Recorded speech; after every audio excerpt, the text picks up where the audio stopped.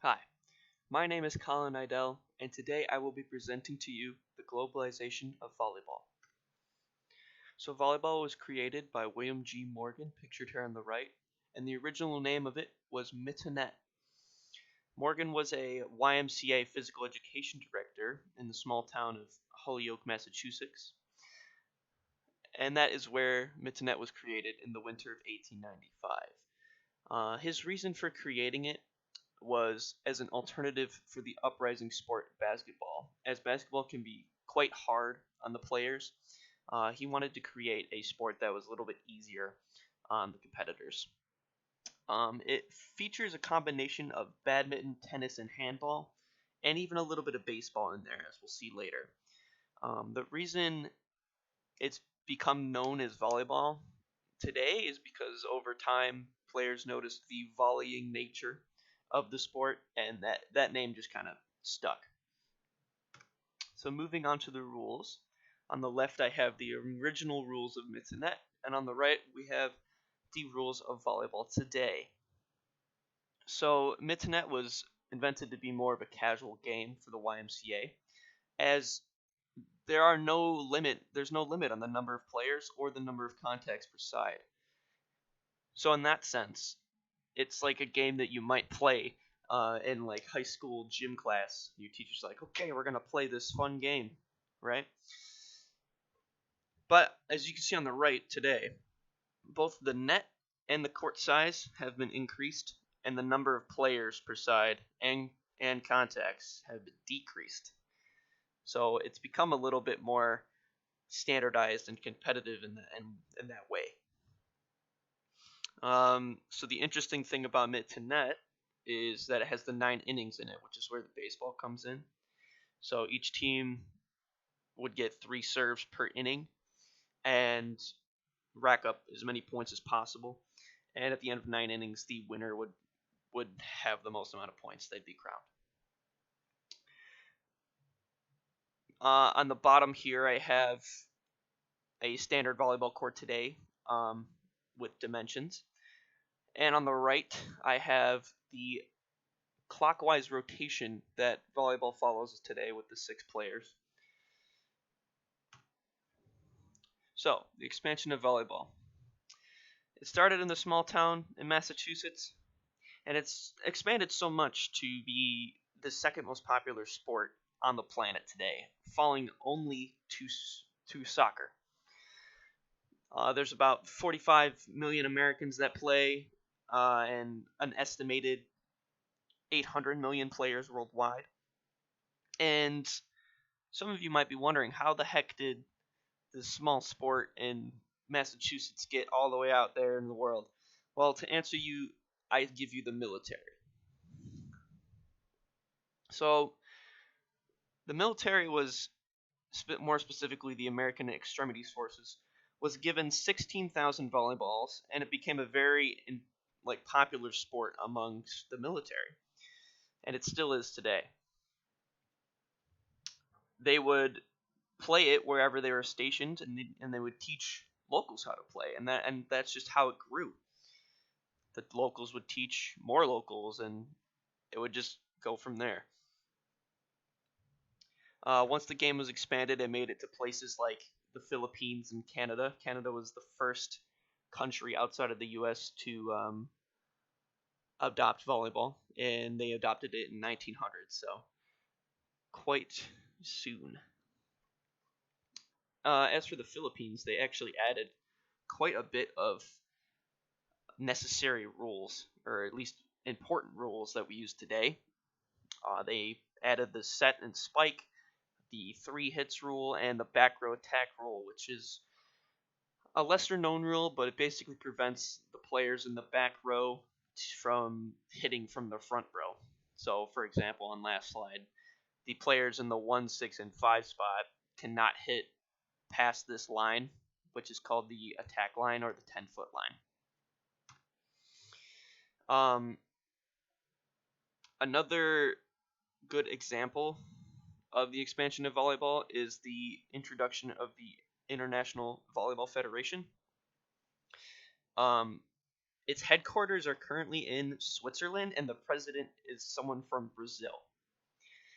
If that doesn't explain the globalization and just standardization of volleyball, I don't know what will. I mean, I think that's a great example of how this American sport has gotten out into the world.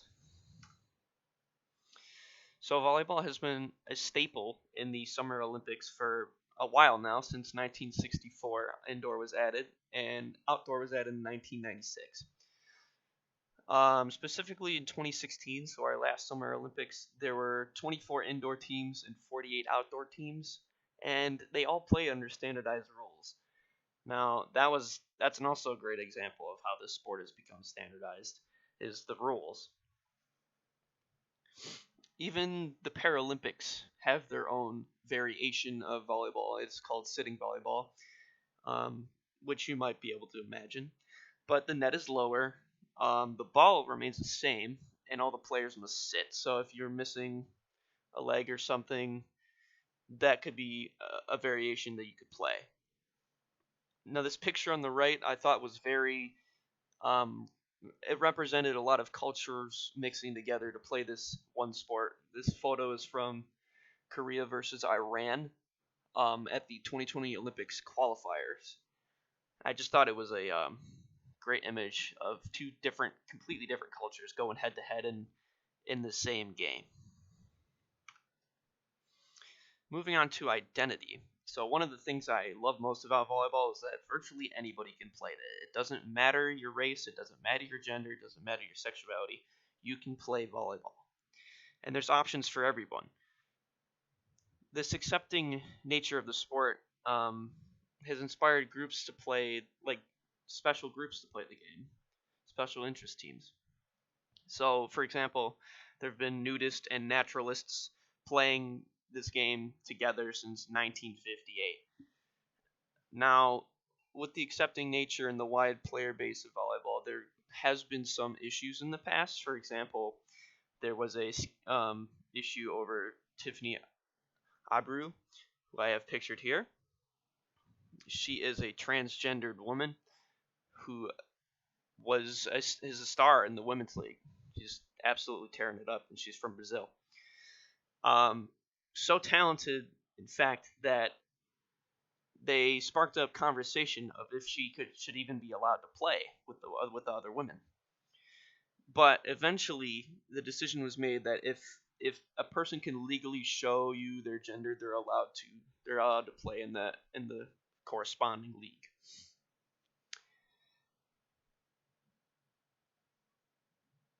Now, all of this was something I didn't consider, or it didn't come to mind before I did my research. I thought like the main things of volleyball would be impacted in globalization would be standardization and mixing. Now that I've done my research, I can really see how even identity politics gets into volleyball with like special teams and whatnot getting together. Even like I said, the disabled can play variations of this game. It's such an open sport, and that's what makes it great. So on the topic of mixing, cultures have heavily affected volleyball. Obviously, there's been rule changes over time from various places, but similar to cricket, cultures have made their own games out of it. So some of the variations include beach and snow volleyball, which are pretty self-explanatory. Beery ball, which is actually an aquatic variation of the game. It's similar to volleyball you'd play at, say, a pool party, where you put a net across the pool and just hit the ball. And then there's equivolley, which is a kind of volleyball that is unique to Ecuador, and it features 3 players.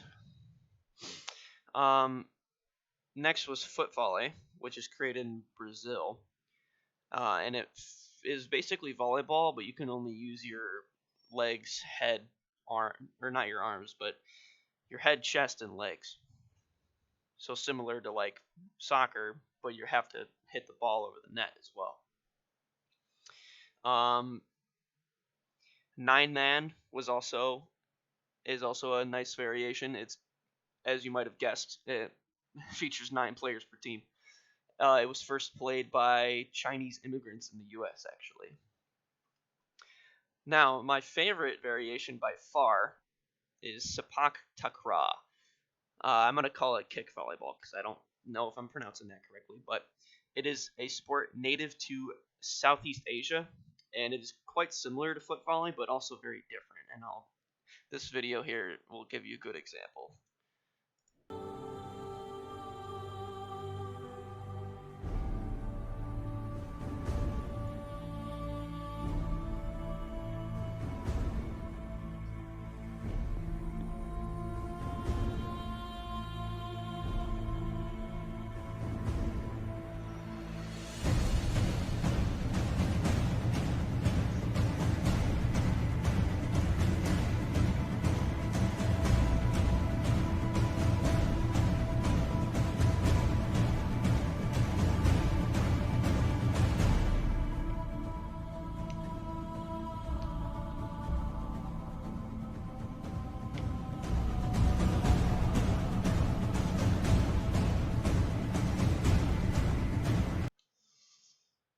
Alright, so as you can see there, they put their whole body on the line to spike the ball, and it's one of the most incredible things to watch. There's still ties to regular volleyball in it, as you can see with the net and the 3 hits rule. But all of these variations represent cultural mixing in the sport of volleyball. I forgot to present it again. Whoops. Alrighty. But that is all I have to say about the globalization of volleyball, and I hope you learned something new today, and I thank you so much for watching.